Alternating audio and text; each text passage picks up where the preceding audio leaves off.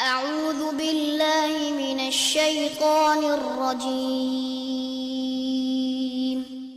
بسم الله الرحمن الرحيم السلام علیکم ورحمۃ اللہ وبرکاتہ ان الحمد للہ نحمده ونستعینه ونستغفره ونعوذ باللہ من شرور انفسنا ومن سیئات اعمالنا من يهده الله فلا مضل له ومن يضلل فلا هادي له واشهد ان لا اله الا الله وحده لا شريك له واشهد ان محمدا عبده ورسوله يا أيها الذين آمنوا اتقوا الله حق تقاته ولا تموتن إلا وأنتم مسلمون يا أيها الناس اتقوا ربكم الذي خلقكم من نفس واحدة وخلق منها زوجها وبث منهما رجالا كثيرا ونساء واتقوا الله الذي تساءلون به والأرحام إن الله كان عليكم رقيبا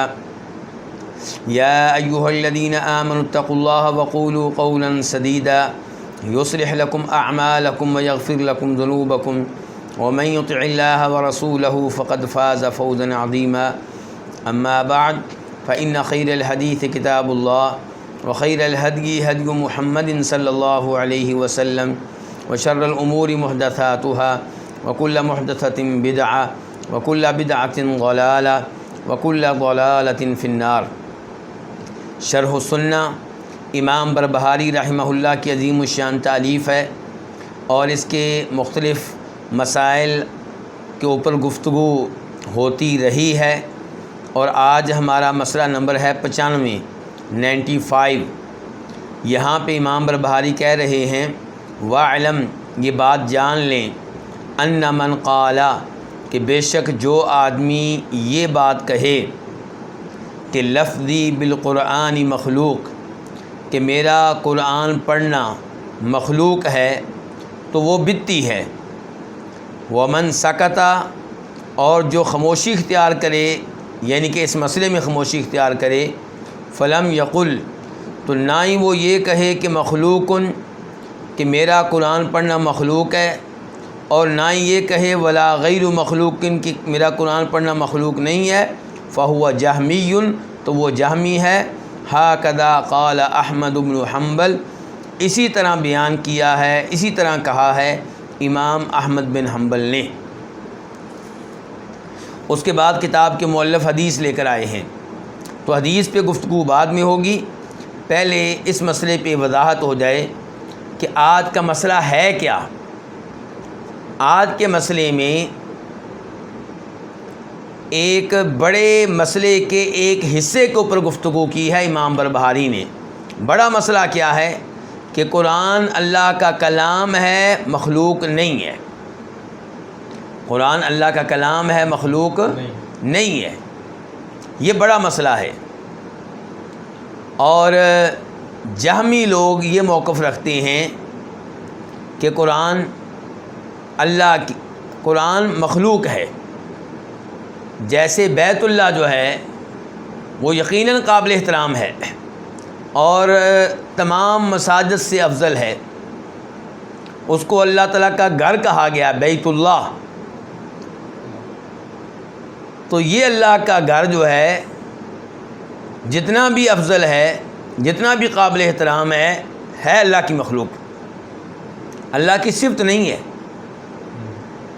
اور وہ جو قوم سمود تھی جن کے نبی کا نام تھا جناب صالح علیہ السلام، انہوں نے معجزہ مانگا تھا، اور معجزہ جو مانگا گیا وہ کیا تھا؟ اونٹنی۔ تو اللہ تعالیٰ نے ایک اونٹنی بھیجی جس کو کہا گیا ناقۃ اللہ، اللہ کی اونٹنی۔ تو کیا باقی اونٹنیاں اللہ کی نہیں تھیں؟ ساری اونٹنیاں اللہ کی مخلوق ہیں، تو اس کو ناقۃ اللہ کیوں کہا گیا؟ اللہ کی اونٹنی کیوں کہا گیا؟ یعنی کہ یہ عام اونٹنی نہیں ہے، خاص اونٹنی ہے، یہ اللہ تعالیٰ نے خاص طریقے سے بھیجی ہے، عام طریقے سے پیدا شدہ یہ اونٹنی نہیں ہے، تو اس لیے اس کو کیا کہا گیا؟ ناقۃ اللہ۔ اب وہ اونٹنی دیگر اونٹنیوں سے مختلف ہے شان کے لحاظ سے، مقام کے لحاظ سے، اہمیت کے لحاظ سے، احترام کے لحاظ سے، لیکن ہے اللہ کی مخلوق۔ تو یہ معتزلی، یہ جہمی قرآن کریم کے بارے میں عقیدہ رکھتے ہیں کہ یہ بہت عظیم کتاب ہے، یہ عام کتابوں سے زیادہ اہمیت رکھتی ہے، لیکن ہے اللہ کی مخلوق، اللہ کی صفت نہیں ہے۔ ہمارا موقف کیا ہے کہ قرآن کریم اللہ کا کلام ہے، اللہ کی صفت ہے، اللہ کی مخلوق نہیں ہے۔ اور آسانی کے لیے، سمجھانے کے لیے میں اللہ کی چند اور مثالوں کی طرف اشارہ کر دوں۔ مثال کے طور پہ اللہ رب العزت کے ہاتھ، ہمارا عقیدہ یہ ہے کہ اللہ کے ہاتھ ہیں اور ویسے ہیں جیسے اللہ کے شیان شان ہیں، یعنی کہ مخلوق کے ہاتھ ویسے ہیں جیسے مخلوق ہوتی ہے، کمزور، عیب والے، بیماریاں لگ جاتی ہیں، مخصوص وزن اٹھا سکتے ہیں، زیادہ نہیں۔ کئی لوگوں کو ہاتھوں میں مسئلہ پیدا ہو جاتا ہے گرمیوں کے موسم میں، کئی لوگوں کو سردیوں کے موسم میں، کسی کی انگلی ٹوٹ گئی، کسی کے ساتھ کیا مسئلہ، کسی کے ساتھ کیا مسئلہ۔ یہ ہے مخلوق کے ہاتھ۔ اللہ کے ہاتھوں میں کوئی مسئلہ نہیں، کوئی عیب نہیں، کوئی کمزوری نہیں۔ اللہ تعالیٰ کے ہاتھ کیسے ہیں؟ جیسے اللہ کے شیان شان ہیں۔ ہم ان ہاتھوں کی کیفیت بیان نہیں کر سکتے۔ اب اللہ کے ہاتھ کیا اللہ کی مخلوق ہیں؟ اللہ نے ان کو پیدا کیا ہے؟ نہیں، وہ اللہ کی صفت ہیں۔ جب سے اللہ تعالیٰ بھی ہمیشہ سے، اللہ کے ہاتھ بھی ہمیشہ سے۔ لیکن جناب محمد رسول اللہ صلی اللہ علیہ وسلم کیا یہ اللہ کی صفت ہیں؟ نہیں، یہ اللہ کی مخلوق ہیں۔ تمام انسانوں میں سب سے افضل ہیں، لیکن ہیں اللہ کی مخلوق۔ تو قرآن کریم کو اللہ کی صفت مانا جائے، اللہ کا کلام مانا جائے، یا اللہ کی مخلوق مانا جائے، اہل سنت والجماعت کا یہ عقیدہ ہے کہ قرآن اللہ کی کیا ہے؟ صفت ہے، اللہ کا کلام ہے۔ اور اس کے کئی ایک دلائل ہیں۔ ان میں سے ایک دلیل یہ ہے کہ وَإِنْ أَحَدٌ مِّنَ الْمُشْرِكِينَ اسْتَجَارَكَ فَأَجِرْهُ حَتَّى يَسْمَعَ كَلَامَ اللَّهِ۔ یہ سورہ توبہ ہے، آیت نمبر 6۔ اللہ تعالیٰ کہہ رہے ہیں کہ اگر کوئی مشرک آپ سے پناہ مانگے، وہ کہے کہ مجھے قتل نہ کریں، مجھے پناہ دے دیں، جان کی امان دے دیں، تو اللہ تعالیٰ کہتے ہیں فاجر ہو، آپ اس کو پناہ دیں۔ اس سے بھی پتہ چلا کہ دین اسلام امن و سلامتی والا دین ہے، کہ اگر کوئی آدمی پناہ مانگتا ہے اور اس بات کا یقین دلاتا ہے کہ وہ اسلام اور مسلمانوں کو نقصان نہیں پہنچائے گا، پرامن بن کر رہے گا، تو اس کو پناہ دے دیں۔ فاجر ہو، اس کو پناہ دے دیں، حتیٰ یسمع کلام اللہ، یہاں تک کہ وہ اللہ کا کلام سن لے۔ تو یہاں پہ کیا کہا گیا؟ کیا سن لے؟ اللہ کا کلام۔ تو جب نبی علیہ السلام کے زمانے میں کافر کو پناہ دی جائے گی، کلام تلاوت کرنے والا کون ہوگا؟ یا اللہ کے رسول ہوں گے صلی اللہ علیہ وسلم، یا کوئی صحابی ہوں گے، لیکن جو پڑھ رہے ہیں وہ کیا ہے؟ اللہ کا کلام۔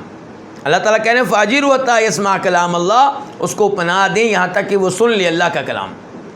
تو قرآن کیا ہے؟ اللہ کا کلام ہے، اللہ کی صفت ہے۔ اور اس بارے میں بڑی اچھی گفتگو کی ہے امام طحاوی رحمہ اللہ نے اپنے مشہور و معروف عقیدے میں، جس کا نام کیا؟ العقیدہ الطحاویہ۔ اور یہ وہ عقیدہ ہے جسے اہل سنت مانتے ہیں، اہل حدیث مانتے ہیں، سلفی لوگ مانتے ہیں، اور لکھنے والے امام ابو جعفر طحاوی ہیں، جو پہلے شافعی تھے پھر حنفی ہو گئے۔ تو کہنا چاہتا ہوں کہ ان کے لکھے ہوئے عقیدے کو شافعی بھی مانیں، حنفی بھی مانیں۔ اور اس عقیدے کی مزید وضاحت پیش کی ہے، مزید شرح لکھی ہے، کس نے؟ امام ابن ابی العز نے۔ امام ابن ابی العز کون ہے؟ یہ بھی حنفی ہیں۔ اچھا جی، یہاں پہ کیا عقیدہ پیش کیا امام طحاوی نے؟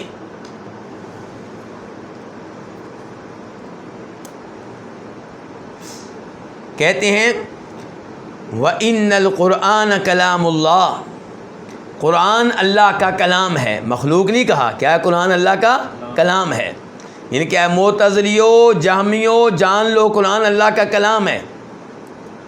مِنْهُ بدا بلا کیفیت قولا، یہ کہاں سے آیا ہے؟ کیا کسی درخت میں اللہ نے کلام ڈال دیا تھا تو درخت بولا ہے؟ یا یہ قرآن اللہ نے جبریل علیہ السلام میں ڈال دیا تھا تو جبریل نے کلام کیا ہے؟ کیا اللہ نے یہ قرآن جناب محمد الرسول اللہ صلی اللہ علیہ وسلم میں ڈال دیا تھا تو یہ ان کا کلام ہے؟ نہیں، منہ بدا، پہلی بار یہ کلام کہاں سے ظاہر ہوا؟ اللہ تعالیٰ سے۔ اللہ نے کلام کیا، جبریل نے سنا، جبریل سے جناب محمد رسول اللہ نے سنا صلی اللہ علیہ وسلم، اور پھر صحابہ کرام نے سنا، تو یہ سب سے پہلے کہاں سے آیا؟ اللہ کی طرف سے، اللہ نے کلام کیا سب سے پہلے۔ منہ بدا کہاں سے ظاہر ہوا؟ اللہ سے، بلکہ منہ بدا کا معنی اسی سے، کسی اور جگہ سے نہیں۔ بلا کیفیت، بغیر کسی کیفیت کے، ہم اس کی کیفیت بیان نہیں کر سکتے۔ قولاً، اچھا اللہ سے کیسے ظاہر ہوا؟ کیا اللہ نے جبریل میں ڈال دیا یہ کلام، ان کے ذہن میں ڈال دیا، اللہ کے رسول کے ذہن میں ڈال دیا؟ نہیں، قولاً، اللہ سے کلام ظاہر ہوا کلام کی شکل میں، اللہ نے کلام فرمایا، اللہ نے یہ کلام پڑھا، جبریل علیہ السلام نے سنا۔ وَأَنزَلَهُ عَلَىٰ رَسُولِهِ وَحْيًا، اور اللہ تعالیٰ نے اس کو اپنے رسول پہ اتارا وحی کر کے، پہلے کلام فرمایا، پھر اس کو اپنے نبی پہ بطور وحی اتارا۔ وَصَدَّقَهُ الْمُؤْمِنُونَ عَلَىٰ ذَلِكَ حَقًّا، اور مومنوں نے اس کی تصدیق کی، اس کو اللہ کا کلام مانا، عَلَىٰ ذَلِكَ یعنی کہ اس شکل میں مانا کہ یہ اللہ کا کلام ہے، اللہ نے کلام فرمایا ہے اس کے ساتھ۔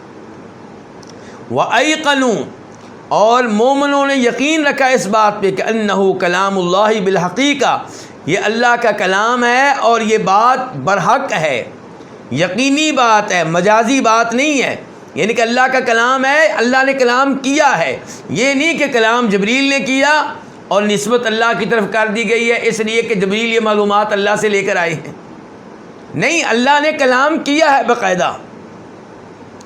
لیس بمخلوق ککلام البریہ، امام طحاوی کہہ رہے ہیں کہ یہ مخلوق نہیں ہے، قرآن مخلوق جیسے مخلوق کا کلام ہوتا ہے، میں اب گفتگو کر رہا ہوں تو میری گفتگو کیا ہے؟ اللہ کی پیدا کردہ مخلوق ہے، میں جو گفتگو اس وقت کر رہا ہوں آپ کرتے ہیں، جو ہمارے درس میں لوگ موجود ہیں یہ کرتے ہیں، تمام انسان کلام کرتے ہیں، یہ کلام کیا ہوتا ہے؟ اللہ کی پیدا کردہ مخلوق۔ اللہ تعالیٰ کہتے ہیں واللہ خلقکم وما تعملون، اللہ تمہارا بھی خالق اور تمہارے ایک ایک عمل کا خالق، ہم جو بھی حرکت کرتے ہیں، جو بھی کہتے ہیں، جو بھی لفظ بولتے ہیں، یہ تمام چیزیں اللہ کی مخلوق ہیں، لیکن قرآن مخلوق نہیں ہے، قرآن مخلوق یہ اللہ کا کلام ہے۔ فمن سمعہ، تو جس نے یہ کلام سنا، فزعم، اور یہ گمان کیا کہ انہ کلام البشر، کہ یہ بشر کا کلام ہے، انسان کا کلام ہے، محمد رسول اللہ کا کلام ہے، فقد کفر، وہ کافر ہو گیا۔ وقد ذمہ اللہ، اللہ نے ایسے شخص کی مذمت کی ہے، وعابہ، اور اس پہ عیب لگایا ہے، وأوعدہ بسقر، اور اسے وعید سنائی ہے، اسے وارننگ دی ہے سقر کی، جہنم کی آگ کی۔ حیث قال، اللہ تعالی نے فرمایا سأصلیہ سقر، جو یہ کہے کہ قرآن بشر کا کلام ہے اسے میں سقر میں داخل کروں گا، جہنم میں ڈالوں گا۔ فلما اوعد اللہ بسقر لمن قال ان هذا الا قول البشر علمنا وایقنا انه قول خالق البشر ولا يشبه قول البشر، جب اللہ نے وارننگ دے دی ہے کس چیز کی؟ جہنم کی، جہنم کا نام ایک سقر بھی ہے نا، جب اللہ نے وارننگ دے دی ہے کس کی؟ جہنم کی، کس کو؟ جو یہ کہے کہ ان هذا الا قول البشر، کہ قرآن تو بشر کا کلام ہے، اللہ کا کلام نہیں ہے، تو علمنا، اس وارننگ سے ہمیں پتہ چل گیا، وایقنا، اور ہمیں یقین ہو گیا کہ انہ قول خالق البشر، کہ یہ بشر کا کلام نہیں ہے، یہ بشر اور انسانوں کے خالق کا کلام ہے۔ ولا یشبہ قول البشر، اور یہ بشر کے کلام کے مشابہ بھی نہیں ہے، انسان کے کلام کے مشابہ بھی نہیں ہے۔ اس کے بعد یہ عبارت تھی کس کی؟ امام طحاوی کی۔ پھر امام ابن ابی العز الحنفی، انہوں نے اس کی شرح کی، اس کی وضاحت فرمائی اور واضح کیا کہ اس معاملے میں کون کون لوگ گمراہ ہوئے، کن کن کو غلطی لگی، یعنی کہ اللہ کے کلام کے معاملے میں۔ وہاں پہ جب وہ صحیح لوگوں کا عقیدہ بیان کرتے ہیں، اہل سنت کا عقیدہ بیان کرتے ہیں، میرا اور آپ کا عقیدہ بیان کرتے ہیں، اہل حدیث کا عقیدہ بیان کرتے ہیں، کہتے ہیں انہ تعالی لم یزل متکلما، اللہ تعالیٰ ہمیشہ سے صاحب کلام ہے۔ اللہ تعالیٰ کب سے صاحب کلام ہے؟ ہمیشہ سے۔ اذا شاء، جب وہ چاہتا ہے کلام کرتا ہے، ومتی شاء، اور جس وقت چاہتا ہے کلام کرتا ہے، وکیف شاء، جیسے چاہتا ہے وہ کلام کرتا ہے، وہو یتکلم بہ بصوت یسمع، اور اللہ تعالیٰ نے قرآن کریم کے ساتھ کلام فرمایا ایسی آواز کے ساتھ جو سنی گئی، جو آواز کیا کی گئی؟ سنی گئی، جبریل علیہ السلام نے اس کو سنا۔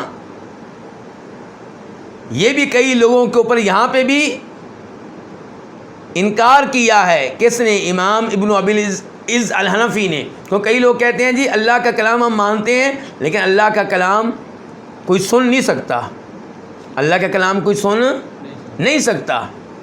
تو یہاں پہ کہا نہیں، اللہ کا کلام ہے، اس کی باقاعدہ آواز ہوتی ہے، اس کے حروف ہوتے ہیں۔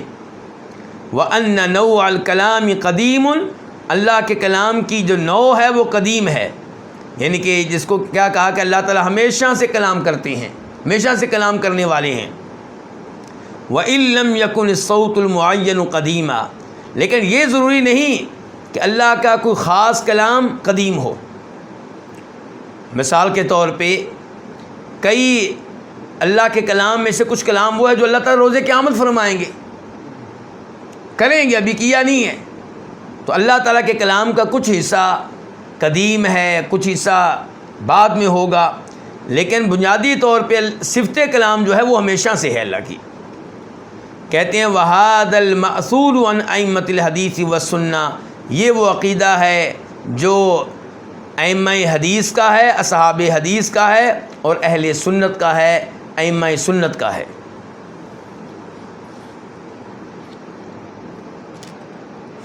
پھر یہاں پہ امام صاحب کہتے ہیں کہ یاد رکھنا چاہیے، بڑا اہم اصول ہے، بڑا اہم اصول، اللہ تعالیٰ کی طرف جو چیزیں منسوب کی جاتی ہیں، مثال کے طور پہ ہم کہتے ہیں بیت اللہ، اللہ کا گھر، تو ہم نے بیت کی اس گھر کی نسبت کس کی طرف کی ہے؟ اللہ کی طرف۔ اور ہم کیا کہتے ہیں مثال کے طور پہ ناقۃ اللہ، اللہ کی اونٹنی، تو اونٹنی کی نسبت ہم نے کدھر کر دی؟ اللہ کی طرف کر دی۔ ایسے ہم کہتے ہیں اللہ کا علم، علم کی نسبت کس کی طرف کر دی؟ تو امام ابن ابی العز الحنفی کہتے ہیں کہ جن چیزوں کی نسبت اللہ کی طرف کی جاتی ہے وہ دو طرح کی ہوتی ہیں۔ نمبر ایک وہ چیزیں جن کا اپنا وجود ہوتا ہے، جن کا کیا ہوتا ہے؟ اپنا وجود ہوتا ہے۔ مثال کے طور پہ بیت اللہ، اللہ کا گھر، اس کا اپنا وجود ہے نا، بالکل اپنا وجود ہے۔ ناقۃ اللہ، اللہ کی اونٹنی، اس کا اپنا وجود ہے۔ تو کہتے ہیں کہ یہ چیزیں جو ہوتی ہیں جن کا اپنا وجود ہوتا ہے، ان کی نسبت جب اللہ کی طرف کی جاتی ہے تو مراد یہ ہوتی ہے کہ یہ چیزیں اللہ کی مخلوق ہیں۔ تو یہ مخلوق کی نسبت ہوگی کس کی طرف؟ خالق کی طرف۔ اللہ کی زمین، مراد کیا ہے؟ کہ اللہ نے اس زمین کو پیدا کیا ہے۔ لیکن جب وہ چیزیں اللہ کی طرف منسوب کی جائیں جن کا اپنا وجود نہیں ہوتا تو پھر یہ چیزیں صفت ہوتی ہیں، مخلوق نہیں ہوتی۔ مثال کے طور پہ اللہ کا علم، یہ علم کا اپنا کوئی وجود ہوتا ہے؟ اپنا کوئی جسم، اس کا اپنا، اس کا کوئی وجود، یعنی کہ علم کسی کا ہوگا، میرا علم، آپ کا علم، فلاں عالم دین کا علم، علم کا اپنا کوئی وجود نہیں ہے۔ تو اس لیے یہ چیزیں یعنی کہ اللہ کا علم، تو یہ آپ نہیں کہہ سکتے کہ یہ کیا ہے؟ اللہ کی مخلوق ہے، یہ کیا؟ اللہ کی صفت ہے۔ اللہ کی قدرت یہ کیا اللہ کی صفت ہے. اللہ کی عزت یہ کیا اللہ کی صفت ہے.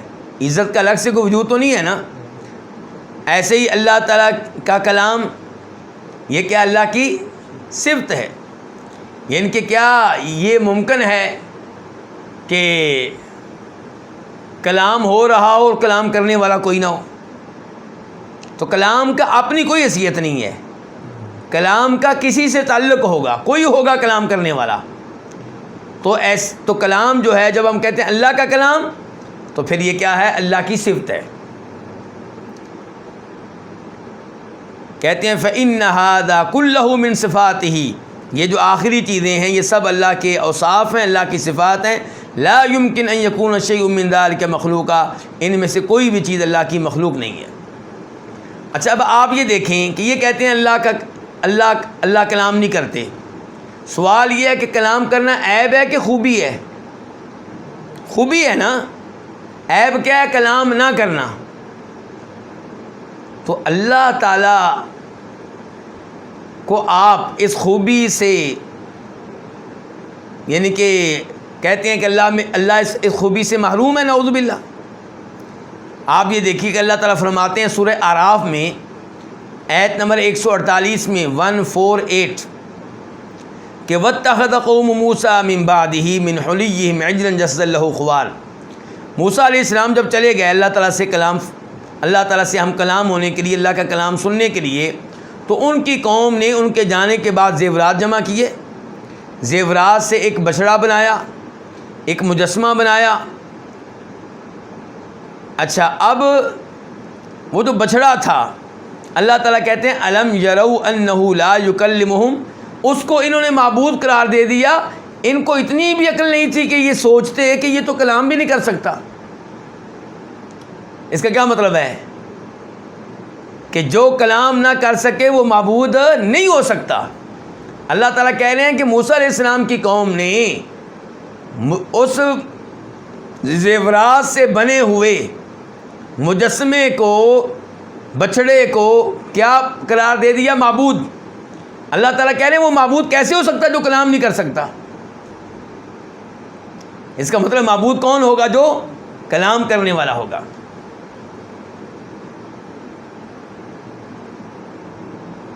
تو امام ابن العز الحنفی کہتے ہیں کہ اس سے پتہ چلا کہ وہ بچھڑے کی پوجا کرنے والے حالانکہ کافر تھے لیکن معتزلہ اور جہمیوں سے زیادہ سیانے تھے. کیونکہ جب موسیٰ علیہ السلام نے ان سے کہا کہ تم نے اس کو معبود کیسے مان لیا جو کلام بھی نہیں کر سکتا, تو وہ آگے سے انہوں نے یہ نہیں کہا کہ تیرا رب بھی تو کلام نہیں کرتا, جس کو ہم نے معبود قرار دیا ہے اگر تم کہتے ہو کہ یہ کلام نہیں کرتا تو تمہارا رب کون سا کلام کرتا ہے؟ اس کا مطلب ہے وہ جانتے تھے کہ رب کلام کرتا ہے. ایک اور جگہ پہ اللہ تعالیٰ نے کہا اسی معاملے میں سورہ طٰہٰ آیت نمبر 89 افلا يرون الا يرجو اليهم قولا ولا يملك لهم ضرا ولا نفعا. بچڑے کو معبود ماننے والوں نے یہ بھی نہ دیکھا کہ وہ انہیں جواب نہیں دے سکتا, ان سے گفتگو نہیں کر سکتا, ان سے کلام نہیں کر سکتا, ان کے لیے نفع و نقصان کا مالک نہیں ہے, تو معبود کیسے ہو گیا؟ اس کا مطلب یہ کہ معبود کون ہوتا ہے؟ جو کلام کرتا ہے, کلام کرنے والا ہوتا ہے. تو اللہ تعالیٰ نے فرمایا سورہ نساء میں آیت نمبر 164 میں 164 وَكَلَّمَ اللَّهُ مُوسَىٰ تَكْلِيمًا, اللہ نے باقاعدہ کلام فرمایا کس سے؟ موسیٰ علیہ السلام سے.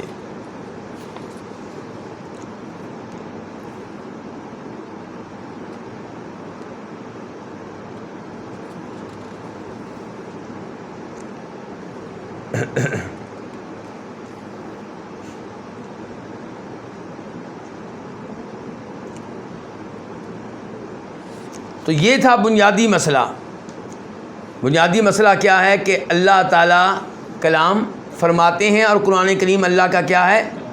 اللہ کا کلام ہے, اللہ کی مخلوق نہیں ہے. تو یہ مسئلہ ہوا واضح. اب امام بربہاری یہ مسئلہ نہیں بیان کر رہے, وہ اس مسئلے کی گہرائی میں چلے گئے ہیں. امام بربہاری کہاں چلے گئے ہیں؟ اس مسئلے کی گہرائی میں وہ کیا کہہ رہے ہیں؟ وہ کہتے ہیں کہ قرآن تو ہمارے نزدیک، اہل سنت کے نزدیک، اہل حدیث کے نزدیک کیا ہے؟ اللہ تعالیٰ کا کلام ہے اور مخلوق نہیں ہے۔ اب یہاں سے میں آپ کو ایک اور مسئلے میں لے کے جا رہا ہوں۔ جی امام صاحب بتائیے وہ کیا مسئلہ ہے؟ کہتے ہیں کہ جو آدمی یہ کہے کہ میرا قرآن پڑھنا یہ مخلوق ہے تو یہ آدمی بدعتی ہے۔ یعنی کہ اس کا مطلب یہ ہوا کہ جو کہے قرآن مخلوق ہے، کیا کہے؟ مخلوق ہے، وہ ہو جائے گا کافر۔ جو قرآن کو اللہ کی صفت نہ مانے بلکہ کیا مانے؟ مخلوق مانے، وہ کیا ہو گیا؟ کافر۔ لیکن ایک اور جملہ ہے، وہ تھوڑا سا اس میں لوگوں کو اشکال ہو جاتا ہے، اس میں وہ پریشان ہو جاتے ہیں کہ ہم کیا کہیں کیا نہ کہیں، اس کے بارے میں کہہ رہے ہیں۔ دیکھیے میں آپ سب کی توجہ چاہوں گا یہاں پہ۔ جب میں قرآن پڑھتا ہوں، دیکھیں میں پڑھتا ہوں مثال کے طور پہ الحمدللہ رب العالمین الرحمن الرحیم مالک یوم الدین، یہ 3 آیتیں پڑھی ہیں میں نے۔ یہ جو الحمدللہ رب العالمین میں نے پڑھا ہے، یہ میرا کلام ہے کہ اللہ کا؟ یہ اللہ کا کلام ہے، لیکن پڑھا کس نے ہے؟ میں نے پڑھا ہے۔ تو میرا پڑھنا یہ مخلوق ہے، لیکن جو چیز میں نے پڑھی ہے وہ اللہ کا کلام ہے، وہ مخلوق نہیں ہے۔ معذرت کے ساتھ توجہ چاہوں گا آپ کی، آپ نے ہمت نہیں ہارنی، یہ نہیں کہنا کہ یہ عجیب و غریب باتیں شروع ہو گئیں، گہرائی میں چلیں گئے۔ نہیں، آپ ماشاءاللہ بڑے سمجھدار ہیں، آپ ماشاءاللہ آپ اتنے اچھے مسائل پڑھ چکے ہیں، اتنے مشکل مسائل پڑھ چکے ہیں، تو یہ بھی آپ کے لیے انشاءاللہ آسان ہو جائے گا۔ اب سمجھیں دوبارہ، میں نے پڑھا تھا الحمدللہ رب العالمین، وہ کیا ہے؟ تو میں نے پڑھا تھا الحمدللہ رب العالمین، تو یہ الحمدللہ رب العالمین کیا ہے؟ یہ میرا کلام نہیں، کس کا کلام ہے؟ تو جو میں نے پڑھا ہے وہ اللہ کا کلام ہے، لیکن اس کی ادائیگی اور میرا پڑھنا، میرا تلاوت کرنا، یہ کیا ہے؟ یہ اللہ کی مخلوق ہے۔ تو یہ 2 چیزیں ہو گئیں، یہ کیا ہو گئیں؟ 2 چیزیں ہو گئیں۔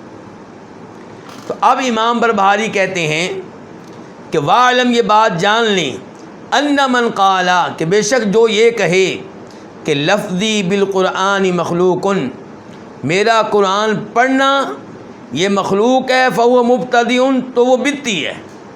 اس کو کافر نہیں کہا، کیا کہا؟ بدعتی۔ کیوں؟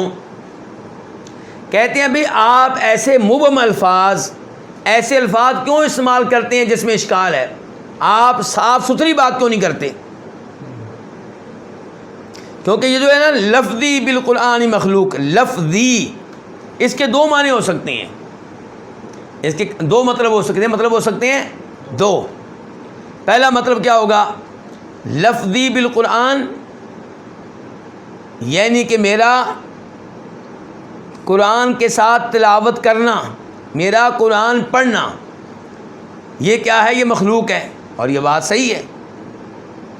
لیکن اس کا دوسرا لفظی کا مطلب ہوتا ہے ملفوظ، وہ چیز جو میں نے پڑھی ہے۔ لفظ کے 2 معنی ہو سکتے ہیں۔ لفظ کے کتنے معنی ہو سکتے ہیں؟ ایک وہ کلام جو میں نے پڑھا ہے، اور ایک میرا کلام پڑھنا، میرا تلاوت کرنا، میرا بولنا، تو 2 معنی ہو گئے۔ یعنی کہ لفظ بمعنی ملفوظ اور لفظ بمعنی تلفظ۔ تو جب آپ کہیں گے لفظ جو ہے ملفوظ کے معنی میں ہے، اس کا مطلب یہ ہے کہ وہ چیز جس کی میں نے تلاوت کی ہے، وہ کلام جو میں نے پڑھا ہے، تو وہ کیا ہے؟ وہ اللہ کا کلام ہے، وہ صفت ہے، وہ مخلوق نہیں ہے۔ لیکن میرا اس کو پڑھنا، میرا اس کو تلاوت کرنا، یہ کیا ہے؟ یہ مخلوق ہے۔ لیکن یہ الفاظ ایسے ہیں کہ ایسے الفاظ استعمال نہیں کرنے چاہیے، کیونکہ ان الفاظ سے راستہ ملتا ہے کن کو؟ گمراہ لوگوں کو، جامیوں کو۔ ان الفاظ سے ان کو کیا ملتا ہے؟ راستہ ملتا ہے۔ تو آپ ایسے الفاظ کیوں استعمال کرتے ہیں جن میں اشکال ہے؟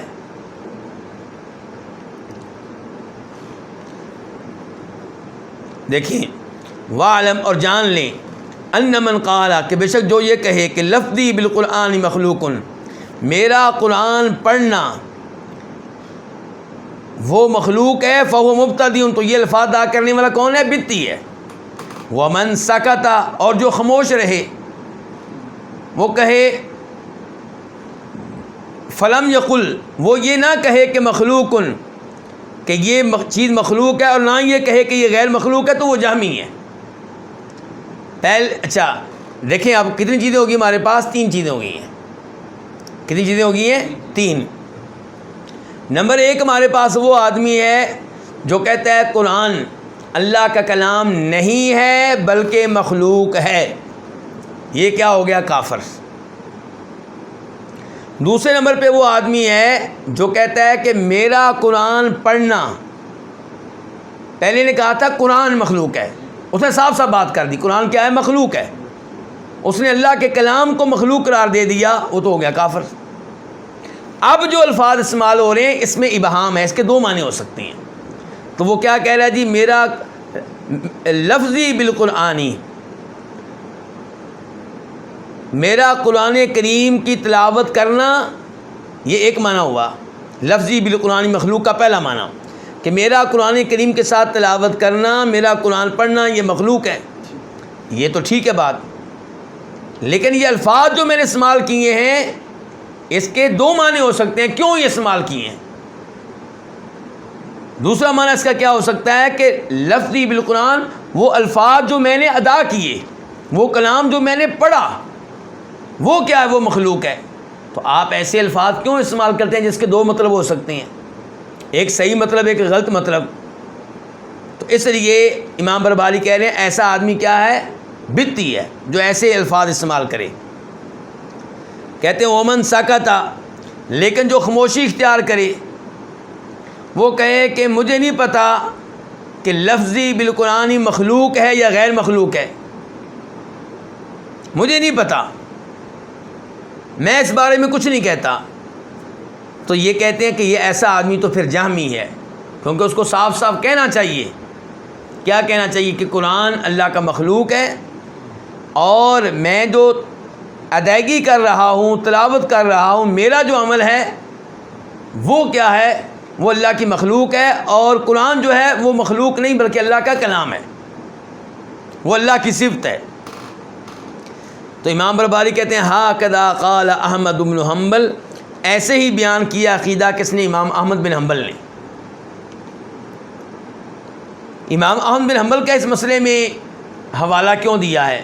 کیونکہ امام احمد بن حنبل نے اسی مسئلے میں مار کھائی ہوئی ہے 3 بادشاہوں سے، یعنی کہ وہ بادشاہ جو تھے وہ معتزلہ کی باتوں میں آ گئے، جہمیوں کی باتوں میں آ گئے، اور وہ کیا کہتے تھے؟ وہ کہا کرتے تھے کہ قرآن اللہ کی مخلوق ہے، صفت نہیں ہے۔ امام احمد بن حنبل سے مطالبہ کیا گیا کہ آپ بھی مانیں کہ یہ اللہ کی مخلوق ہے، وہ کہتے تھے نہ، کوئی دلیل لے کر آئیں قرآن سے یا حدیث سے، ورنہ میرے نزدیک قرآن کیا اللہ کا کلام ہے۔ تو اس وجہ سے ان کو جیل میں ڈالا گیا، کوڑے مارے گئے، سزائیں دی گئیں، بہت کچھ ان کے ساتھ ہوا۔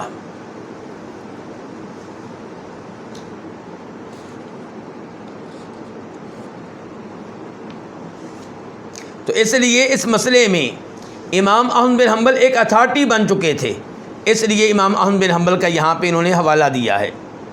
اور جن بادشاہوں سے امام احمد بن حنبل نے مار کھائی ہے ان میں سے ایک مامون، ایک معتصم اور ایک واثق، یہ 3 ہیں۔ اچھا یہاں پہ میں ایک اور مسئلے کی وضاحت کرنا چاہوں گا، انشاءاللہ آپ پڑھے لکھے لوگ بیٹھے ہیں، مجھے امید ہے کہ آپ اکتائیں گے نہیں، بلکہ اس گفتگو میں بھی دلچسپی لیں گے جو ابھی میں کرنے لگا ہوں۔ یہ گفتگو ہے امام بخاری کے بارے میں، اور یہاں پہ جو کتاب ابھی میں نے آپ کے سامنے کھولی ہے اس کو کہتے ہیں سیر اعلام النبلاء، کہ بڑے بڑے جو ذہین لوگ گزرے ہیں، بڑے بڑے جو لوگ گزرے ہیں ان کے حالات پہ یہ کتاب ہے۔ کس نے لکھی ہے؟ امام ذہبی نے۔ امام ذہبی کون ہے؟ امام ابن تیمیہ رحمہ اللہ کے شاگرد ہیں، اور اس کتاب کی تقریباً 30 جلدیں ہیں، اور میرے پاس جو جلد ابھی ہے وہ 12 ہے. اس میں جلد نمبر 12 میں امام بخاری کے حالات بھی لے کر آئے ہیں. کون؟ امام ذہبی.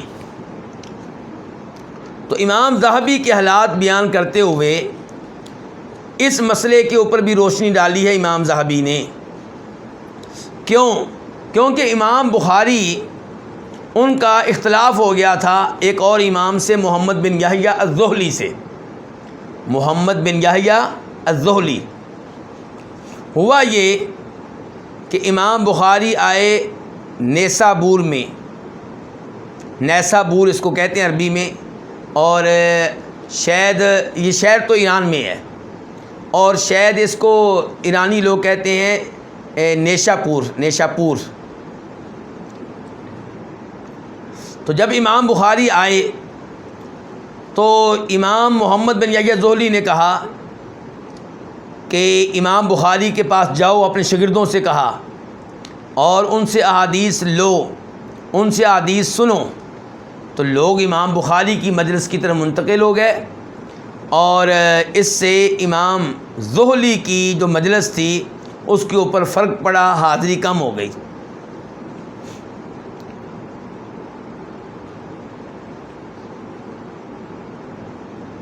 تو اس سے کچھ مسائل پیدا ہوئے.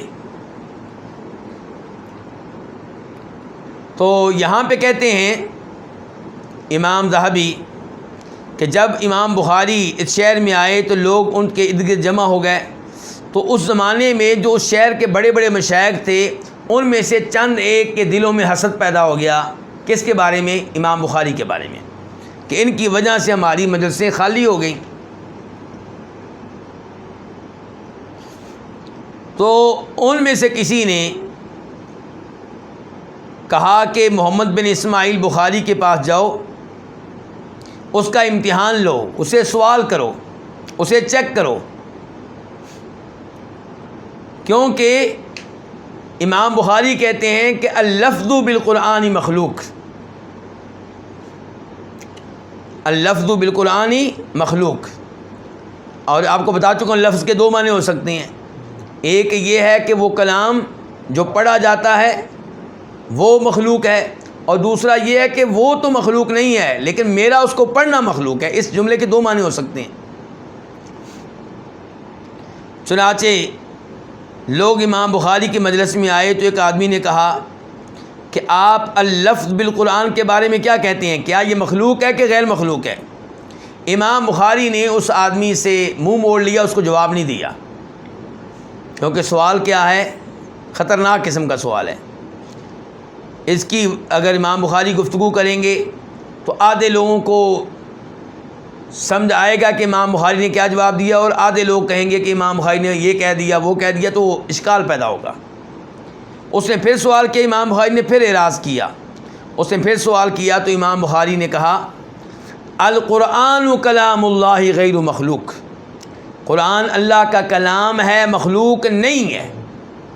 وَأَفْعَالُ الْعِبَادِ مخلوقہ، اور بندوں کا جو عمل ہوتا ہے وہ مخلوق ہوتا ہے. بندے کا جو عمل ہوتا ہے وہ کیا ہوتا ہے؟ مخلوق ہوتا ہے. وَالْإِمْتِحَانُ بِدْعَةٌ، اور کسی کا امتحان لینا، کسی سے اس انداز سے سوال کرنا، یہ بدعت ہے. تو اس آدمی نے شور ڈالنا شروع کر دیا. کئی لوگ اور بھی شور شرابے میں شریک ہو گئے، اور کئی لوگ امام بخاری کی مجلس سے اٹھ گئے اور امام بخاری اپنے گھر میں بیٹھ گئے. ایک اور روایت جو لے کر آئے ہیں امام ذہبی امام بخاری کے بارے میں، کہ امام بخاری کے خاص شاگرد امام فربری کہتے ہیں کہ خود میں نے محمد بن اسماعیل بخاری سے سنا، وہ کہہ رہے تھے اما افعال العباد فمخلوقۃ، بندے کا ہر عمل کیا ہے؟ وہ مخلوق ہے. بندے کا ہر عمل کیا ہے؟ اس کا مطلب ہے بندے کا تلاوت کرنا بھی کیا ہے؟ مخلوق ہے. لیکن جس چیز کی تلاوت کی ہے وہ کیا ہے؟ وہ اللہ کا کلام ہے، وہ مخلوق نہیں ہے. امام بخاری نے اس بارے میں حدیث بھی بیان کی، کیا؟ کہ ان اللہ یصنع کل صانع وصنعتہ، اللہ تعالیٰ ہر عمل کرنے والے کے بھی خالق ہیں اور اس جو وہ عمل کرتا ہے اس کے بھی خالق ہیں. امام بخاری نے یہ بھی کہا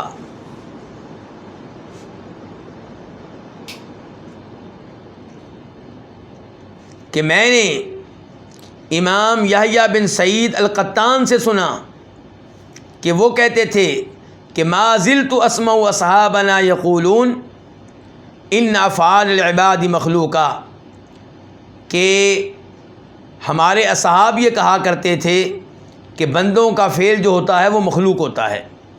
امام بخاری وضاحت کرتے ہیں اس کی، کہتے ہیں حرکاتہم، بندے کی ایک ایک حرکت کیا ہے؟ مخلوق ہے۔ واصواتہم، بندے کی ہر آواز کیا ہے؟ مخلوق ہے۔ واقتصابہم، بندہ جو کچھ کرتا ہے وہ مخلوق ہے۔ وکتابتہم، بندے کا لکھنا تحریر کرنا یہ بھی کیا ہے؟ مخلوق ہے۔ فَأَمَّا الْقُرْآنُ الْمَطْلُوبُ، لیکن وہ قرآن جس کی تلاوت کی جاتی ہے، المثبت فی المصاحف، جسے مصحف کے اندر لکھا ہوا ہے، المسطور المکتوب الموضع فی القلوب، جس کو دلوں میں محفوظ ہم کرتے ہیں، فَهُوَ کلام اللہ، وہ اللہ کا کلام ہے، وہ مخلوق نہیں ہے۔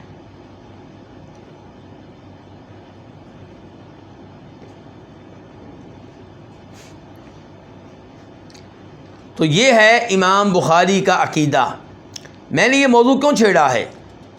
کیونکہ امام بخاری کے بارے میں کئی لوگوں نے یہ بات کی کہ امام بخاری کہا کرتے تھے کہ لفظی بالقرآنی مخلوقن، یعنی کہ یہ الفاظ جن کو امام احمد نے بدعت قرار دیا ہے، امام بخاری یہ الفاظ استعمال کرتے تھے، جبکہ صحیح بات یہ ہے کہ امام بخاری مشکوک الفاظ استعمال نہیں کرتے تھے، وہ واضح بیان کرتے تھے کہ قرآن اللہ کا کیا ہے؟ مخلوق ہے، لیکن بندے کا عمل جو ہے، معذرت کے ساتھ، قرآن جو ہے وہ اللہ کا کلام ہے، مخلوق نہیں ہے، لیکن بندے کا جو عمل ہے اس کا تلاوت کرنا یہ مخلوق ہے۔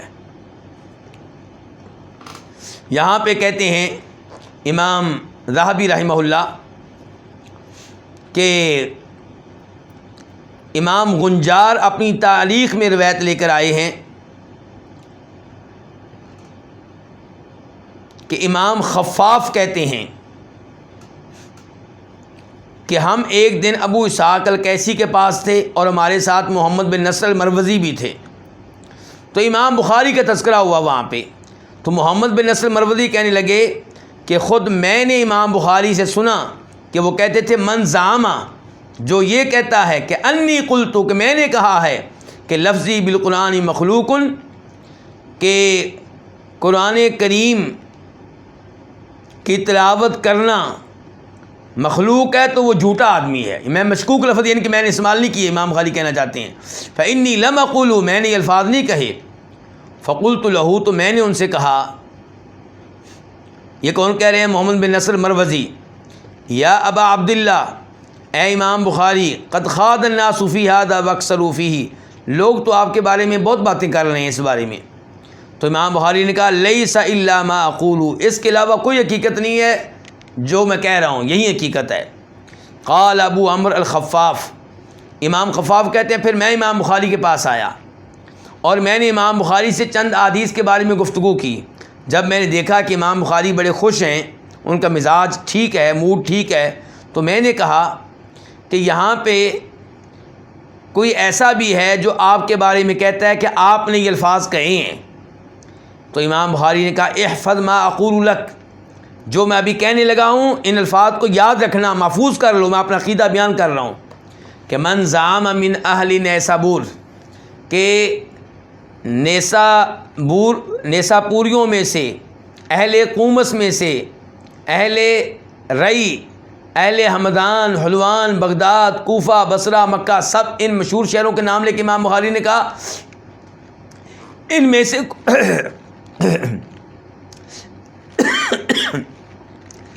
میں سے کوئی بھی یہ کہے کہ میں نے یہ الفاظ کہے تھے کہ لفظی بالقرآن مخلوق فهو کذاب، کہ لفظی بالقرآن مخلوق ہے تو وہ جھوٹا ہے، یعنی کہ میں نے مشکوک الفاظ استعمال نہیں کیے، میں تو واضح الفاظ استعمال کرتا ہوں کہ افعال العباد مخلوقہ، کہ بندوں کا ہر فعل کیا ہے؟ مخلوق ہے، لیکن قرآن کیا ہے؟ یعنی کہ وہ اللہ کا کلام ہے، مخلوق نہیں ہے، وہ اللہ کی صفت ہے۔ تو یہ جی امام بخاری کا عقیدہ، اور اس معاملے میں بہت واضح ہے، امام بخاری نے مشکوک الفاظ استعمال نہیں کیے۔ اب آ جائیں امام بربہاری کی طرف۔ امام بربہاری کہتے ہیں وَعْلَمْ، یہ بات جان لیں کہ ان من قال، کہ بے شک جو یہ کہے کہ لفظی بالقرآن مخلوق، کہ قرآن کے ساتھ میرا قرآن پڑھنا مخلوق ہے، یہ اس کا ایک معنی ہے۔ دوسرا معنی کیا بنتا ہے کہ جو کچھ میں نے پڑھا ہے وہ مخلوق ہے۔ اب یہ کہنا کہ جو میں نے پڑھا ہے مخلوق ہے تو غلط عقیدہ ہو گیا، یہ تو کفری عقیدہ ہو گیا۔ لیکن اس کا ایک درست معنی بھی ہے، وہ کیا کہ مخلوق وہ ہے میرا تلاوت کرنا، میرا پڑھنا، آواز نکالنا، جو میں نے پڑھا ہے وہ مخلوق نہیں ہے۔ دو معنی ہو گئے نا۔ تو اسی لیے اس کو بدعت کہہ رہے ہیں، اس عمل کو کفر نہیں کہہ رہے، کیونکہ اس کا ٹھیک معنی بھی ہو سکتا ہے اور اس کا غلط معنی بھی ہو سکتا ہے۔ لیکن آپ نے یہ الفاظ مشکوک استعمال کیوں کیے؟ اس وجہ سے آپ کو کیا کرا دیا جا رہا ہے؟ بدعتی۔ تو امام برباری کہتے ہیں وعلم، یہ بات جان لیں، ان من قال، کہ بے شک جو یہ کہے کہ لفظی بالقرآن مخلوق، کہ قرآن کریم، میرا قرآن کریم پڑھنا مخلوق ہے، اور دوسرا معنی یہ کہ جو کچھ میں نے پڑھا ہے قرآن کی شکل میں، جو کچھ میں نے پڑھا ہے وہ مخلوق ہے، تو ایسا مشکوک الفاظ استعمال کرنے والا کیا ہے؟ مبتدع بدعتی ہے۔ ومن سکت، اور جو خاموش رہے اور یہ کہے، اور جو خاموش رہے اور یہ نہ کہے کہ یہ مخلوق ہے، اور نہ یہ کہے کہ مخلوق نہیں ہے، فہو جہمی، تو وہ کیا ہے؟ جہمی ہے۔ اس کا مطلب ہے کہ ایسے امور میں آپ کو توقف کرنے کی، تردد اختیار کرنے کی اجازت نہیں ہے۔ مثال کے طور پہ کوئی یہ کہے کہ آخرت امید ہے کہ واقع ہوگی، شاید نہ ہو، لیکن زیادہ مجھے امید ہے کہ آخرت واقعی ہوگی، اللہ تعالیٰ واقعی لوگوں کو نہ قبروں سے اٹھائیں گے۔ تو یہ الفاظ ادا کرنے والا کون ہو گیا؟ توقف، تردد، کہ ممکن ہے کہ آخرت واقع ہو، ممکن آخرت واقع نہ ہو، تو ایسے شخص کو مومن نہیں کہا جائے گا۔ عقیدہ 100% رکھیں، ایمانیات میں آپ کو 100% اللہ ہے، 100% عقیدہ۔ یہ نہیں کہ آپ کہیں کہ 99% مجھے امید ہے کہ اللہ ہے، شاید نہ ہو، ایسا آدمی کافر ہے۔ آپ کہیں کہ آدم علیہ السلام آئے تھے، قرآن میں آیا ہے، شاید نہ آئے ہوں، زیادہ مجھے امید ہے کہ آئے تھے، تو یہ عقیدہ رکھنے والا کیا ہوا؟ کافر ہوا، کیونکہ وہ اللہ تعالیٰ کی بیان کردہ باتوں پہ شک کر رہا ہے۔ ہاں یہ آپ کہہ سکتے ہیں کہ مجھے نہیں پتا کہ آدم علیہ السلام کے بارے میں قرآن نے کیا عقیدہ بیان کیا، میرے علم میں فی الحال نہیں ہے۔ ہاں یہ کوئی مسئلہ نہیں، آپ کو فی الحال پتہ نہیں ہے، آپ نے ابھی قرآن کا مطالعہ نہیں کیا، کوئی بات نہیں۔ لیکن جب آپ کو پتہ چل گیا کہ قرآن میں یہ آیا ہے کہ آدم علیہ السلام آئے تھے، پھر آپ کہتے ہیں کہ زیادہ امید ہے کہ بات ٹھیک ہے لیکن ہو سکتا ہے نہ آئے ہو، پھر تو کافر ہیں۔ تو ایسے ہی جو یہ کہے کہ ومن سکت، جو خاموشی اختیار کرے اور یہ نہ کہے کہ یہ مخلوق ہے اور نہ یہ کہے کہ مخلوق نہیں، تو وہ جہمی ہے۔ ہاکذا قال احمد بن حنبل، اسی طرح بیان کیا کس نے؟ امام احمد بن حنبل نے۔ وقال رسول اللہ صلی اللہ علیہ وسلم، اور فرمایا نبی کریم صلی اللہ علیہ وسلم نے، من یعش منکم بعدی، جو تم میں سے میرے بعد زندہ رہے گا، فسیرا، پس ان قریب وہ دیکھے گا، اختلافا کثیرا، بہت زیادہ اختلاف، فَإِيَّاكُمْ وَمُحْدَثَاتِ الْأُمُورِ، پس تم نئے امور سے دور رہنا، بچ کر رہنا، نئی چیزوں سے بچ کر رہنا، فَإِنَّهَا ضَلَالَةٌ، پس بے شک یہ نئی چیزیں کیا ہے؟ گمراہی ہیں، ضلالت ہیں۔ وَعَلَيْكُمْ بِسُنَّتِي، اور تم مضبوطی سے تھام لینا میرے طریقے کو، میری سنت کو، وَسُنَّتِ الْخُلَفَاءِ الرَّاشِدِينَ الْمَهْدِيِّينَ، اور میرے بعد میں آنے والے خلفاء راشدین جو ہدایت پہ ہوں گے، المہدیین، ہدایت یافتہ ہوں گے، ان کے طریقے کو مضبوطی سے تھام لینا۔ وَعَضُّوا عَلَيْهَا بِالنَّوَاجِذِ، اور اس طریقے کو، اس سنت کو دانتوں کے ساتھ، داڑھوں کے ساتھ پکڑ لینا. یہ حدیث کہاں آئی ہے؟ ابو داؤد شریف میں، اور وہاں پہ اس کا نمبر ہے 4607 4607. اور ابن ماجہ میں یہ حدیث آئی ہے، سنن ابن ماجہ میں، وہاں پہ اس کا نمبر ہے 42 یعنی کہ 42. اور یہی حدیث ترمذی شریف میں آئی ہے اور وہاں پہ اس کا نمبر ہے 2676 2676.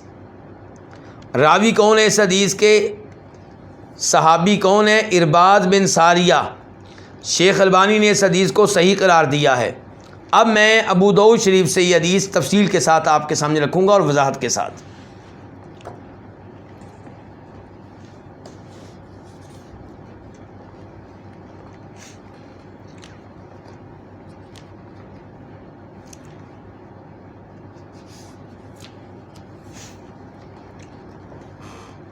امام ابو داؤد اس حدیث کو لے کر آئے ہیں اور امام ابو داؤد کہتے ہیں کہ میں نے یہ حدیث اپنے استاد امام احمد بن حنبل سے لی ہے. پوری سند بیان کرنے کے بعد کہتے ہیں کہ عبد الرحمن بن عمرو السلمی کہتے ہیں، عبد الرحمن بن عمرو السلمی اور نمبر 2 حجر بن حجر، یہ دونوں کون ہیں؟ تابعی ہیں. قالا، یہ دونوں کہتے ہیں اتینا العرباد بن ساریہ، ہم صحابی ارباد بن ساریہ کے پاس آئے. اس کے بعد ان کا تعارف کرواتے ہیں. یہ دونوں تابعی صحابی کا تعارف پیش کرنے لگے ہیں. کہتے ہیں وَهُوَ مِمَّن نَزَلَ فِيهِ وَلَا عَلَى الَّذِينَ إِذَا مَا أَتَوْكَ لِتَحْمِلَهُمْ قُلْتَ لَا أَجِدُ مَا أَحْمِلُكُمْ عَلَيْهِ.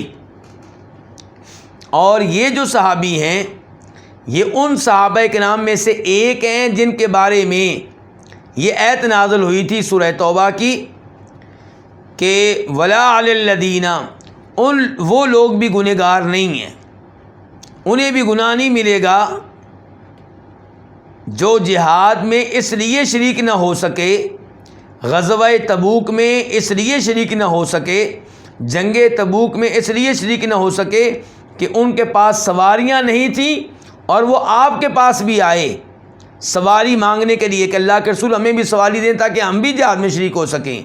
تو قلتا، تو آپ آگے سے ان کو کہتے تھے لا اجدو ما احملکم علیہ، میرے پاس تمہیں سواری دینے کے لیے سواری موجود نہیں ہے. لا اجدو، میرے پاس موجود نہیں ہے کوئی سواری جو میں تمہیں دے سکوں. تو اس سے کیا پتہ چلا کہ ارباد بن ساریہ اور ان جیسے کئی صحابہ کرام نبی علیہ الصلوۃ والسلام کے پاس آئے. تبوک کی لڑائی حالانکہ بڑی مشکل لڑائی تھی، گرمیوں کے موسم میں تھی اور مدینہ میں کھجور کی فصل تیار ہو چکی تھی. اپنی فصل کو چھوڑ کر، پھل چنے بغیر، پھل اتارے بغیر جہاد میں جانا اور 700-800 کلومیٹر کا سفر طے کرنا گرمیوں کے موسم میں یہ آسان کام نہیں تھا. اور جانا کس لیے ہے؟ تجارت کے لیے نہیں، لڑنے کے لیے. تو اگر یہ جہاد سے بھاگنے والے ہوتے چپ کر کے گھر میں بیٹھ جاتے، بہانا تھا کہ ہمارے پاس سواری نہیں ہے. لیکن یہ وہ مخلص صحابہ کرام تھے جو اللہ کی راہ میں لڑنا چاہتے تھے، اللہ کی راہ میں جان دینا چاہتے تھے. اس لیے اللہ کے رسول سے سواری مانگی اور آپ نے معذرت کی میرے پاس نہیں ہے، تو رونے لگ گئے، روتے روتے واپس گئے. اور اس ایسے بھی پتہ چلا کہ نبی علیہ الصلوۃ والسلام حاجت روا مشکل کشا نہیں تھے. آپ ان صحابہ کرام کو، روتے ہوئے صحابہ کرام کو سواری نہیں دے سکے. حاجت روا ہوتے تو آپ کہتے میرے صحابہ کیوں روتے ہو، کیوں تمہارا دل دکھا، ادھر آؤ ادھر آؤ، میں تمہارے لیے ابھی بندوبست کر دیتا ہوں اٹھنے کا. نہیں، آپ نے معذرت کی کہ میرے پاس نہیں ہے کہ تم اس میں سواری دے سکوں. تو یہ ہیں وہ ارباد بن ساریہ. تو اب یہ دونوں تابعی کہتے ہیں فسلمنا، ہم ان کے پاس آئے، ہم نے انہیں سلام عرض کیا.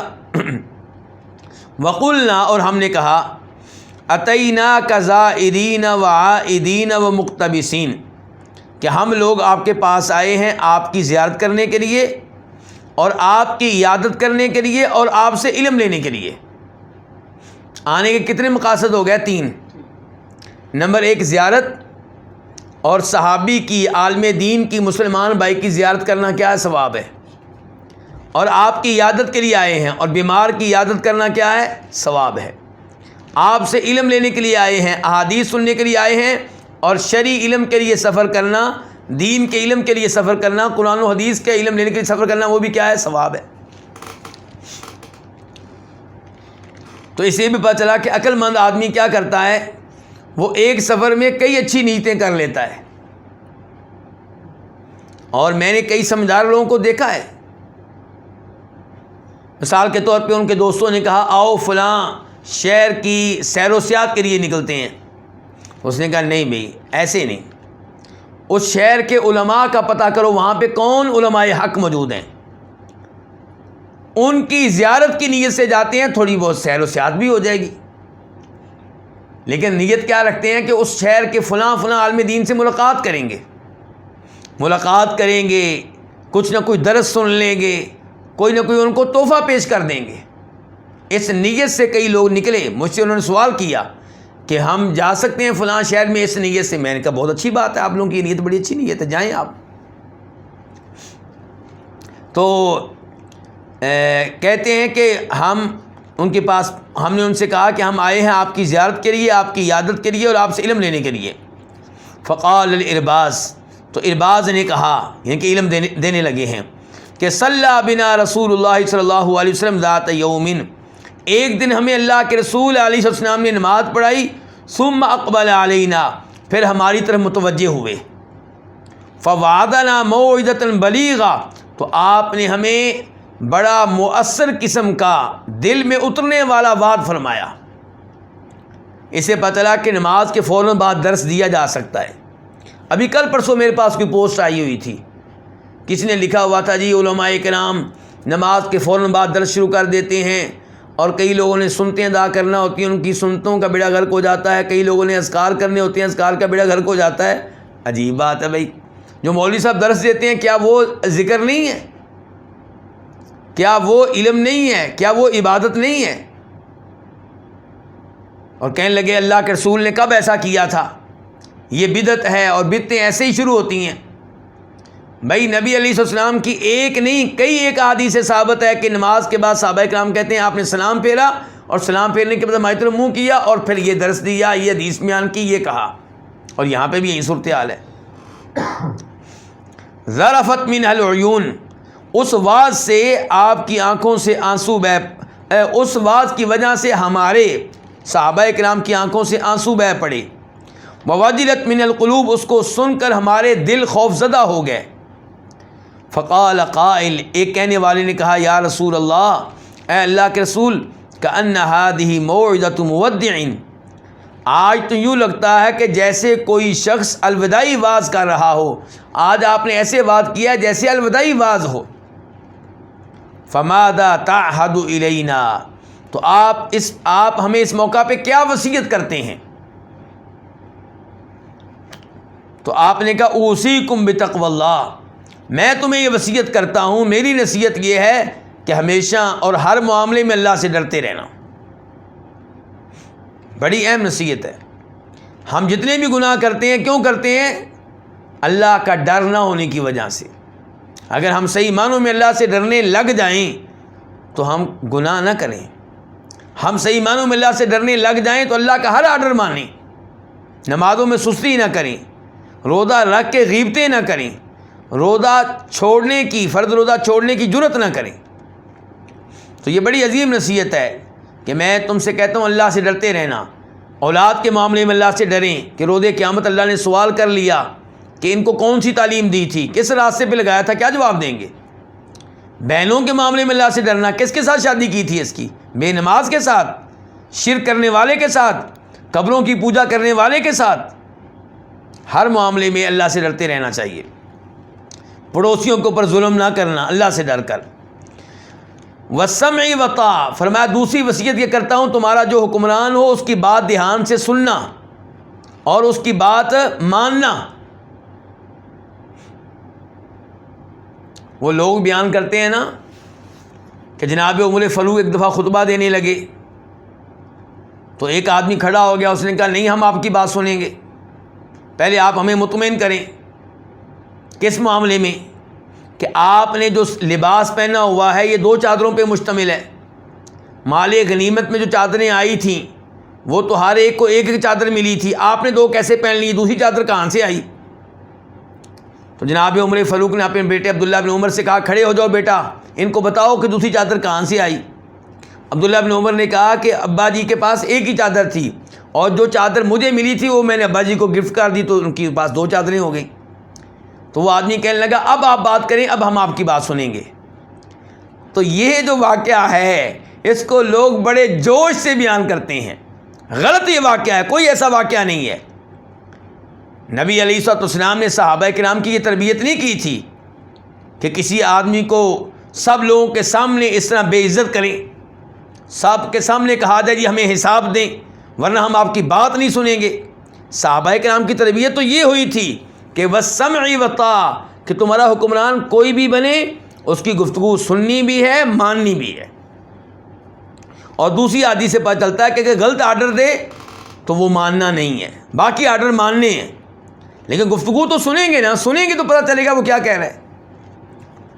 وَإِنْ عَبْدًا حَبَشِيًّا, فرمایا چاہے تمہارا حکمران حبشی غلام ہو, یعنی کہ حقیر سے حقیر ہو, گیا گزرا ہو, غریب سے غریب ہو, شکل و صورت کے لحاظ سے دیکھنے کو دل نہ چاہتا ہو, جب حکمران بن گیا اس کی بات ماننی. حالانکہ دوسری حدیث میں اللہ کے رسول نے کیا کہا تھا, حکمران کون ہوا کریں گے؟ قریشی, عرب اور عربوں میں سے بھی کون؟ قریشی. لیکن یہاں سے پتہ چلا کہ اگر غیر قریشی حکمران بن گیا ہے تو جو بن چکا وہ جیسا بھی ہو اب اس کی بات ماننی ہے. فَإِنَّهُ مَن يَعِشْ مِنكُم بَعْدِي, کیونکہ جو تم میں سے میرے بعد زندہ رہے گا, فَسَيَرَىٰ اخْتِلَافًا كَثِيرًا, وہ دیکھے گا امت میں بہت سا اختلاف. تو اختلاف ہو جائے تو کیا کرنا ہے؟ آج لوگ کیا کہتے ہیں جی؟ کہتے ہیں جی اختلاف رحمت ہے. کیا کہتے ہیں؟ اختلاف کیا ہے؟ رحمت ہے. اور کہتے ہیں آپ اختلاف ہے جی جو مرضی کر لیں سب ٹھیک ہے. آپ نماز پڑھنے لگے ہیں, چاہے حنفی طریقہ اختیار کر لیں, چاہے شافی, چاہے حنبلی, چاہے مالکی, سب چلے گا. کیا نبی علیہ السلام نے کہا تھا کہ جب اختلاف ہوگا تو جو مرضی طریقہ اختیار کر لینا, جس مرضی مسلک کو اختیار کر لینا, جس مرضی فرقے کو اختیار کر لینا؟ نہیں, فرمایا جب اختلافات دیکھو کیا کرنا ہے, فَعَلَيْكُمْ بِسُنَّتِي, تب میری سنت کو مضبوطی سے تھام لینا. اس کا مطلب ہے اختلافات کے دوران درست راہ پہ چلنے کا طریقہ کیا؟ احادیث پڑھیں, اللہ کے رسول کا طریقہ تلاش کریں, اس کو مضبوطی سے تھام لیں, اسی میں نجات ہے. فرمایا فَعَلَيْكُمْ بِسُنَّتِي, میری سنت کو, میرے طریقے کو مضبوطی سے تھام لینا, وَسُنَّتِ الْخُلَفَاءِ الْمَهْدِيِّينَ الرَّاشِدِينَ, اور میرے بعد آنے والے وہ حکمران, وہ خلیفہ جو ہدایت یافتہ ہوں, راہ راست پہ ہوں, جیسے ابو بکر, عمر, عثمان, علی ہیں, ان کے طریقے کو مضبوطی سے تھام لینا. اچھا, اب اگر کسی معاملے میں اللہ کے رسول کا طریقہ اور ان کا طریقہ آپس میں ٹکرائے تو پھر کیا کرنا ہے؟ پھر قرآن نے بیان کر دیا ہے فَإِن تَنَازَعْتُمْ فِي شَيْءٍ فَرُدُّوهُ إِلَى اللَّهِ وَالرَّسُولِ, کسی بھی مسئلے میں اختلاف ہو جائے تو وہاں اللہ کے رسول کی بات کو لینا ہے. فرمایا تَمَسَّكُوا بِهَا, تو میری سنت کو مضبوطی سے تھام لینا, وَعَضُّوا عَلَيْهَا بِالنَّوَاجِذِ, اور دانتوں کے ساتھ, داڑھوں کے ساتھ پکڑ لینا. انسان جس چیز کو داڑھ کے ساتھ پکڑے تو وہ چھوٹتی نہیں ہے. فرمایا میری احادیث کو, میرے طریقے کو داڑھوں کے ساتھ مضبوطی سے پکڑ لینا. وَإِيَّاكُمْ مُحْدَثَاتِ الْأُمُورِ, اور دین میں جو نئے نئے امور داخل کیے جائیں گے, بدعتیں داخل کی جائیں گی, نیا عقیدہ داخل کیا جائے گا, تو نئی عبادت داخل کی جائے گی, ان سب سے بچ کے رہنا. فَإِنَّ كُلَّ مُحْدَثَةٍ بِدْعَةٍ, ہر نئی چیز بدعت ہے اور ہر بدعت گمراہی ہے. تو امام بarbahari اس حدیث کو یہاں پہ کیوں لے کر آئے ہیں؟ یہ بتانے کے لیے کہ اللہ کے نبی کا عقیدہ, قرآن کا عقیدہ, صحابہ کرام کا عقیدہ, سلف صالحین کا عقیدہ کیا تھا؟ قرآن اللہ کا کلام ہے, یعنی کہ اللہ کی صفت ہے. معتزلہ, جہمیہ جو بعد میں آئے, انہوں نے نئی چیز نکالی کہ قرآن کیا ہے؟ یہ مخلوق ہے. تو چونکہ یہ نئی چیز ہے, غلط چیز ہے, اس سے بچ کے رہیں, اس سے دور رہیں, اس سے اعراض کریں. یہ امام بarbahari مجھے اور آپ کو پیغام دے رہے ہیں. اور ایسے یہ مشکوک الفاظ کہ لفظی بالقرآن مخلوق، اس کے چونکہ دو مطلب نکلتے ہیں. ایک مطلب یہ کہ جو چیز میں پڑھ رہا ہوں، جو کلام میں پڑھ رہا ہوں وہ مخلوق ہے، اور ایک مطلب یہ کہ میرا پڑھنا، میرا تلاوت کرنا یہ مخلوق ہے، ان کے قرآن مخلوق نہیں ہے. تو یہ دو مطلب ہیں، ایک مطلب صحیح ہے، ایک مطلب غلط ہے. تو ایسے مشکوک الفاظ آپ کیوں استعمال کریں؟ ایسے مشکوک الفاظ ایسے مشکوک الفاظ ادا کرنا بھی بدعت ہے، اور اللہ کے رسول فرما رہے ہیں کہ یہ نئے نئے امور سے بچو. تو اللہ رب العزت سے دعا ہے کہ اللہ تعالی ہمیں صحیح عقیدہ اختیار کرنے کی توفیق دے. خلاصہ کلام کیا کہ قرآن کیا ہے؟ اللہ کا کلام، اللہ کی صفت، مخلوق نہیں ہے. اور یہ مشکوک الفاظ استعمال کرنا کہ لفظی بالقرآن مخلوق، یہ بدعت ہے.